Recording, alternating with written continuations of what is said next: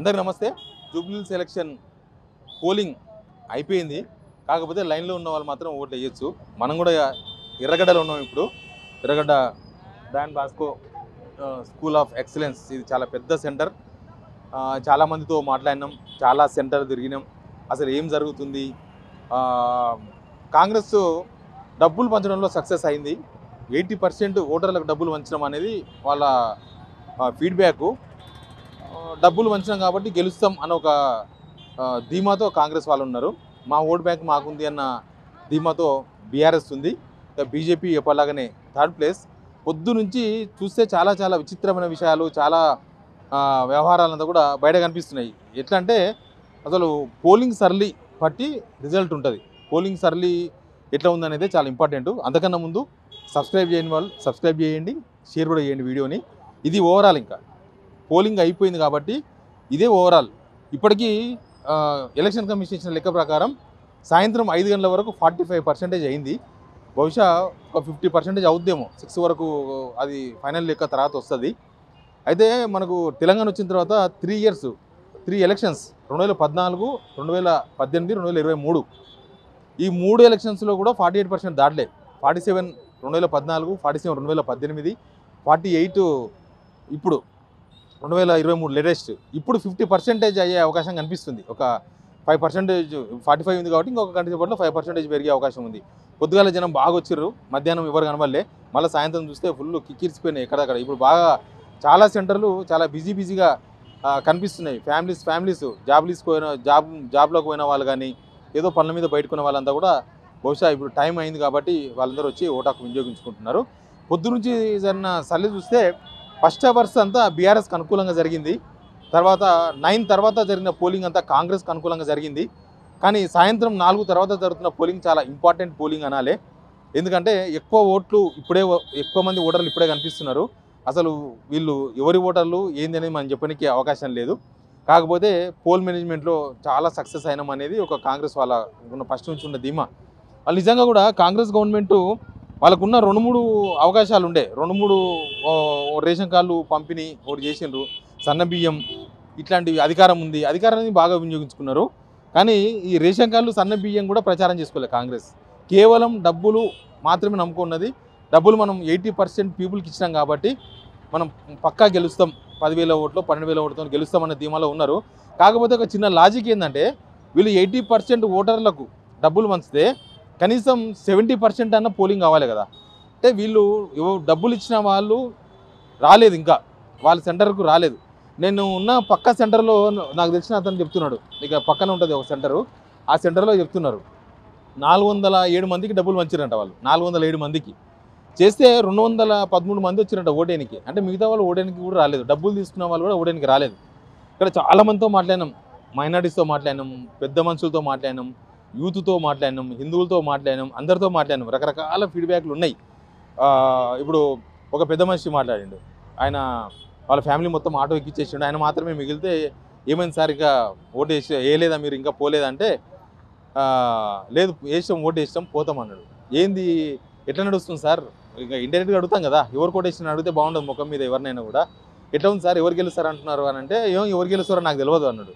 అంటే డబ్బులు ఇచ్చిన పార్టీ గెలుస్తుందా, లేకపోతే డబ్బులు ఇవ్వని పార్టీ గెలుస్తుందా, డబ్బులు తక్కువ ఇచ్చిన పార్టీ గెలుస్తుందా?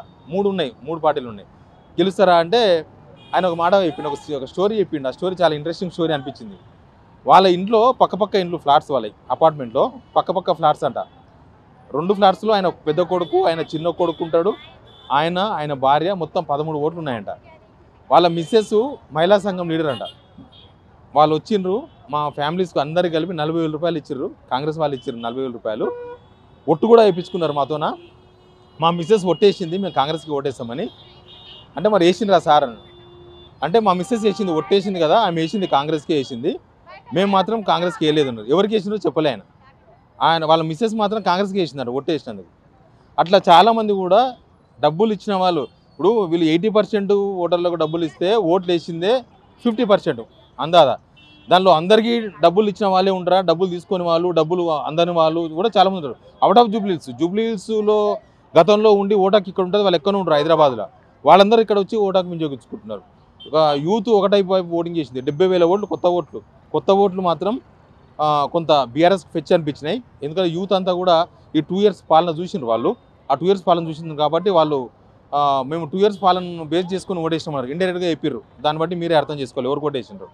తర్వాత వృద్ధులు, అమ్మమ్మలు, తాతమ్మలంతా బీఆర్ఎస్కి ఇచ్చినట్టు కనిపించింది. మధ్యాహ్నం 11 తర్వాత 3 గంటల వరకు చేసిన పోలింగ్ అంతా కాంగ్రెస్కి అనుకూలంగా జరిగినట్టు అనిపించింది. ముస్లిమ్స్, మైనారిటీస్ మాత్రం 50-50 వేసారు. మైనారిటీస్ ఎక్కడ ఫస్ట్ నుంచి ఉన్న ఫిగర్ అది. ఫస్ట్ నుంచి కూడా 50% బీఆర్ఎస్కు. రేవంత్ రెడ్డి ఆ 50% డిస్టర్బ్ చేయాలనే ఉద్దేశంతో చాలా ప్రయత్నాలు చేసినారు. కానీ కాలేదు, అది వర్కౌట్ కాలేదు. 50% ఎక్కడ చెక్కుచేరినట్టే అనిపించింది. మహిళలు లేకపోతే మైనారిటీకి సంబంధించిన ఫ్యామిలీ మెంబర్స్ను పలకరిస్తే వాళ్ళు అవును కారే గెలిచే అవకాశం ఉంది అని చెప్పిండ్రు. ఇంకా కొంతమంది అయితే భయపడి కూడా నవీన్ అని చెప్పిండ్రు. భయపడి కాంగ్రెస్ నవీన్ అన్నారు. మళ్ళీ కొద్దిగా కదిలిస్తే మళ్ళీ వాళ్ళు లోపల వేరే మాటలు చెప్తున్నారు. ఇట్లా చాలా క్లమ్జీ ఉంది. నిజంగా కూడా ఎవరైనా చాలామంది ఎగ్జిట్ పోల్స్ ఇస్తుండొచ్చు, కానీ ఎగ్జిట్ పోల్స్ పర్ఫెక్ట్గా నాడి దొరికిందని చెప్పని కూడా అవకాశం లేదు. మొత్తం వీళ్ళకున్న 7 డివిజన్లలో కూడా అట్లాంటి సిచ్యువేషన్ కనిపించింది. యూసుఫ్గూడలో నవీన్ యాదవ్ వాళ్ళ సొంత డివిజన్ అది. అక్కడ బాగా రిగ్గింగ్ జరిగినట్టుగా అక్కడ బాగా గొడవలు జరిగినాయి అంతా మనం చూస్తున్నాము. ఆయన ఒక పెద్ద ర్యాలీ తీస్తున్నాడు. నవీన్ గెలిచిపోయినామన్న ఫీలింగ్లో ఆయన ర్యాలీ తీస్తున్నాడు. ఆయన ప్రతిసారి ర్యాలీ తీస్తున్నట్టు అట్లా ఎలక్షన్స్ ఉన్నప్పుడు. అది వాళ్ళకున్న సాంప్రదాయం అది. ఇక ఈరోజు మాగంటి సునీత కూడా చాలా గట్టిగా మాట్లాడింది. ఆమె ఫేస్ చేసిన ఇష్యూను మాట్లాడింది. నా కడుపు మంటతో మాట్లాడుతుందని చెప్పింది ఆమె. డబ్బుల విషయంలో కాంగ్రెస్ అయితే 5,000 రూపాయలు చీరలు, గిన్నెలు, సర్వలు, తాంబాలాలు, కుక్కర్లు, దోశ పెంకలు, ఇట్లా ఏముంటాయి అవన్నీ ఇచ్చేసిండ్రు. ఒక్కొక్క వర్గానికి ఒకటి. మా ముందు వీడియోలు ఉంటుంది చూడండి. బీఆర్ఎస్ కూడా 1,500 రూపాయలు ఇచ్చింది. 1,000, 1,500 రూపీస్ ఇచ్చిండ్రు. ఇక ఎంతైనా అధికార పార్టీతో ప్రతిపక్ష పార్టీ ఎప్పుడు ఏ పార్టీలో ఉన్నా పోటీ పడలేవు. ఓలా బీఆర్ఎస్ 2,000 ఇస్తే వాళ్ళు 3,000 ఇస్తారు. బీఆర్ఎస్ 3,000 ఇస్తే వీళ్ళు 4,000 ఇస్తారు. కానీ ఫస్ట్ 2,500 ఇస్తే నమ్మకం కుదరక మళ్ళీ 2,500 పెంచి 5,000 ఇచ్చిండ్రు. ఎలక్షన్ కమిషన్ మాత్రం పూర్తిగా ఫెయిల్ అయిపోయింది. ఎలక్షన్ కమిషన్ అసలు ఏం చేసిందో తెలియలే. ఎలక్షన్ కమిషన్ అందరికీ బీఆర్ఎస్ వాళ్ళను ఏమనలేదు, కాంగ్రెస్ వాళ్ళను ఏమనలేదు. అందరినీ కట్టడి చేయాల్సిన అవసరం ఉంటుంది కదా. ఎలక్షన్ కమిషన్ అట్టర్ ఫ్లాప్ అయిపోయింది. అసలు వాళ్ళు ఎందుకున్నారో తెలియదు, ఆ కమిషన్ ఎందుకో తెలియదు. వాళ్ళ పూర్తిగా బాధ్యతలు విస్మరించారు. వాళ్ళ ముందు అన్నీ జరుగుతున్నా కూడా ఎలక్షన్ కమిషన్ మాత్రం ఏం చేయలేకపోయింది. పోలీసులు కూడా ప్రేక్షక పాత్ర పోషించారు. సరే, ఒక ఉప ఎన్నిక ఇది. ఇక్కడ డబ్బులు ఇచ్చిన వాళ్ళు కనుక ఎక్కువ మంది ఓటింగ్లో పార్టిసిపేట్ చేస్తే కాంగ్రెస్ గెలుస్తుంది. డబ్బులు ఇవ్వని వాళ్ళు లేకపోతే తీసుకొని వాళ్ళు ఎక్కువ మంది ఈ 50%లో ఓట్లు వేస్తే బీఆర్ఎస్ గెలుస్తుంది. ఎవరు గెలిచినా 5,000 ఓట్లు అటు ఇటు, అంత తప్పితే పెద్ద మెజార్టీ ఏం కనిపిస్తలేదు. మనం 14th కోసం వెయిట్ చేద్దాం. ఇంకా ఎగ్జిట్ పోల్స్ చాలా విషయాలు చెప్తూ ఉంటాయి.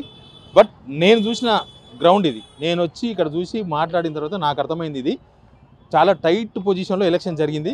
చాలా టైట్గా జరిగింది, మాత్రం చాలా క్లియర్గా కనబడుతుంది. చూద్దాం ఏమవుతుందో. దీనిలో సైలెంట్ ఓటింగ్ కూడా చాలా ఇంపార్టెంట్. సైలెంట్ ఓటింగ్ 30% అబోవ్ ఉన్నది. అంటే చెప్తలేరు వాళ్ళు, ఎవరికి చెప్తలేరు ఎవరు కొట్టేసామనో లేకపోతే ఎవరు గెలిచే అవకాశం ఉందనో ఏ మాట మాట్లాడతలేరు వాళ్ళు చాలా డేంజరస్. వాళ్ళు డిసైడ్ చేస్తారు ఎక్కడ అనేది. ఆ సైలెంట్ ఓటర్సే న్యూట్రల్ ఓటర్స్ అంటారు వాళ్ళని. ఆ న్యూట్రల్ ఓటర్స్ ఓటేసిన దాన్ని బట్టి విషయం ఉంటుంది. అధికార పార్టీకి ఓటేస్తే బయటికి ఓపెన్గా చెప్పుకోవచ్చు, కానీ వాళ్ళు ఎందుకు మౌనంగా ఉన్నారనేది ఒక question. Please subscribe signal TV.